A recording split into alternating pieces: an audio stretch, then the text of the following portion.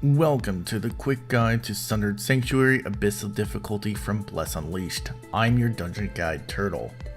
Abyssal Sundered Sanctuary unlocks at level 35 and requires a gear score of 1166. If this is your first time into the dungeon, you may want some others with higher gear score with you, but this guide will cover everything you need to know mechanically to complete this dungeon. The first boss in this dungeon is the Black Sun Captain. Just like the normal version of this dungeon, it will light the ground on fire and try to burn you to death in an ever decreasing arena size.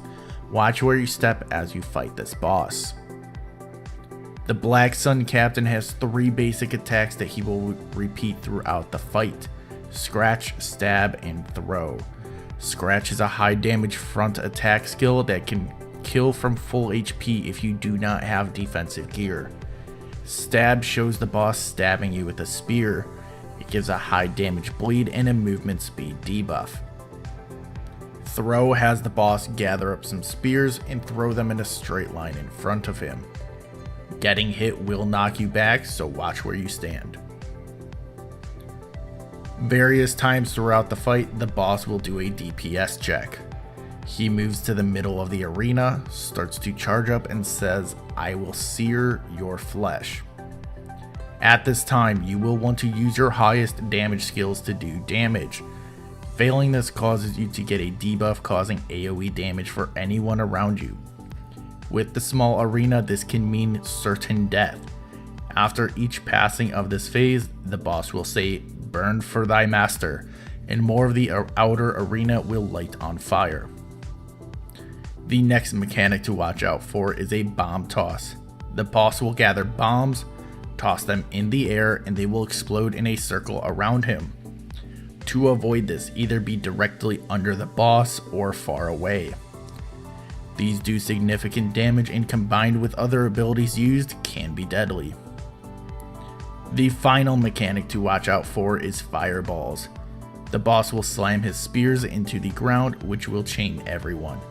Complete the quick time event and break free of the chains quickly, as the boss will throw fireballs in the direction of a random party member.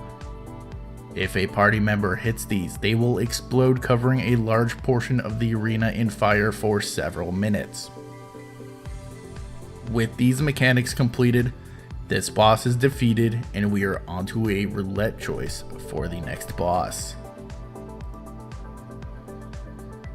The second fight of this dungeon has the choice of 3 bosses: the Cowardly Captain Rebi, the Soul Summoner Grogula, and the Belog Berserker Badawi.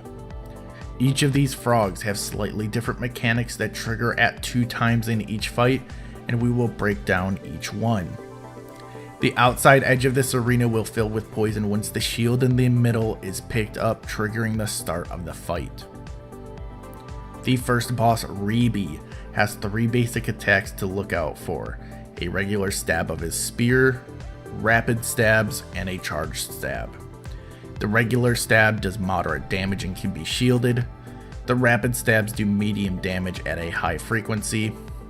The charged stab hits for a high amount of damage and has a knockback effect.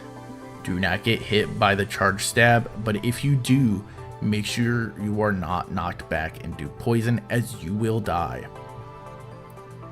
The special mechanic for Rebi is spawning multiple frogs to kill. He will place a reflect on himself and summon a large amount of frogs that follow players and do damage, and some that will explode and place poison circles on the arena. Kill these as quick as possible. One player will get marked to have coins thrown at them. These coins do large amounts of damage and need to be dodged. Bait the coins away from your party members and dodge. The next frog, Grogula, also has 3 basic attacks to watch out for that are similar to Rebi. He will hit you with his club, jump and hit you, and charge jump, then slam down. The regular club hit does moderate damage and can be shielded. The jump club hit does multiple hits, as he will hit you while going up and down. The charged club slam is a high damage attack that will knock you to the ground if hit. The special mechanic for Grogula is summoning hands and ghost frogs.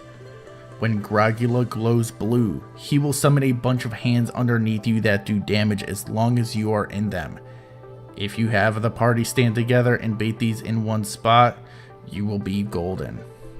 Try to avoid covering a large amount of the arena in these, as this can repeat and fill the arena. Grogula disappears at 2 points in the fight and starts a quick time event while summoning a wall of frogs to move to you.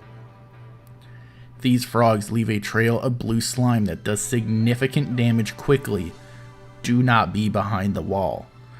To complete this mechanic, kill one of the frogs in the wall moving towards you and stand where its path would have been. The final frog, Badawi, just like his two counterparts, has 3 basic attacks. He will swing his axe at you, throw his axe, or flail it into the air. His swing does moderate damage, causes a knockback, and causes a bleed if hit. The throw does moderate damage in a straight line in front of the boss, and the flailing axes causes axes to fall from the ceiling onto players doing moderate damage. Bait these falling axes and move out of the way to avoid damage. Twice throughout the fight, Badawi will put a shield on himself. While shielded, he will target the player with the highest aggro and causes axes to drop from the sky on them. These axes will continue to fall for a prolonged period of time. To complete this mechanic, have the person with the highest aggro go to the outside edge of the arena and bait the AoEs around the edge while slowly working their way around the edge. Once the shield is broken, the axes will stop and the regular attacks will continue. With your random Belog killed, you are clear to move on to the final boss. The final boss of this dungeon is the Soren High Priest Manaya. Their electrifying moveset will have you moving all over the arena to stay safe. There are lots of mechanics, so please be careful. To start off this encounter, there are several mushrooms throughout the arena. At any point in this upcoming fight, if they are hit with a lightning move or an electric move, they will wake up and repeat a set of skills 4 times in a row. They will spin and knock back anyone near them, and then shoot out a set of orbs that move slowly throughout the arena. This will be happening with other mechanics, so stop damage if you do need to move and survive. The boss starts the fight by saying "drown in suffering," which can be seen again throughout the fight as well. He will knock you back, place a bubble on your head that does damage to you, and start a quick time event. Completing this will heal you for the damage you take. Failing will cause the bubble to do continuous damage to you for several seconds. The boss has 2 basic attacks that he does to fill the time between mechanics, a slash and a tail slam. The slash has a knockback effect and does moderate damage.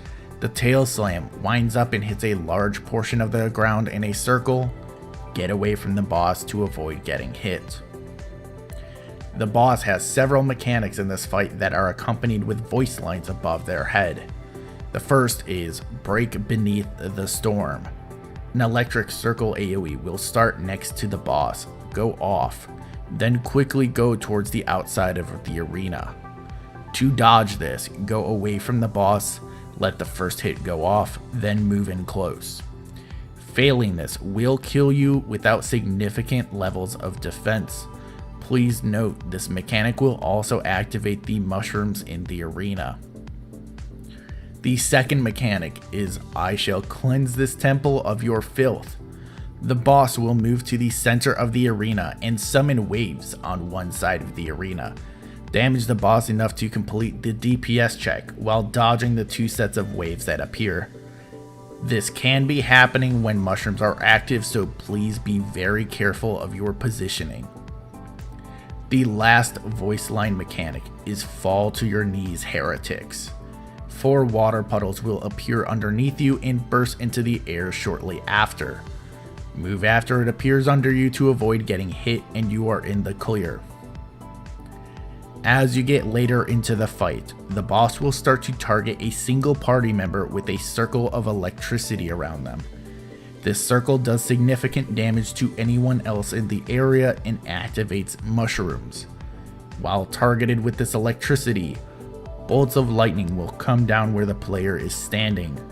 To complete this mechanic, go to a wall in the arena and keep moving.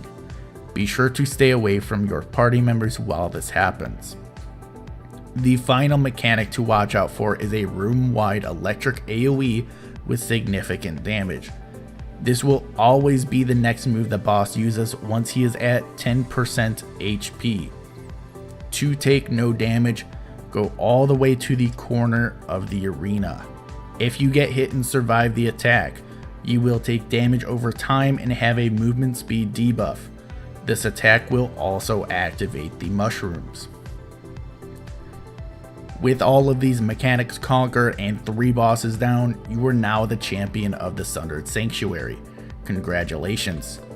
If you found this guide helpful or you have any feedback, please be sure to comment below. For more guides on dungeons and other things in Bless Online, feel free to subscribe. Again, I am your Dungeon Guide Turtle, and have a great day.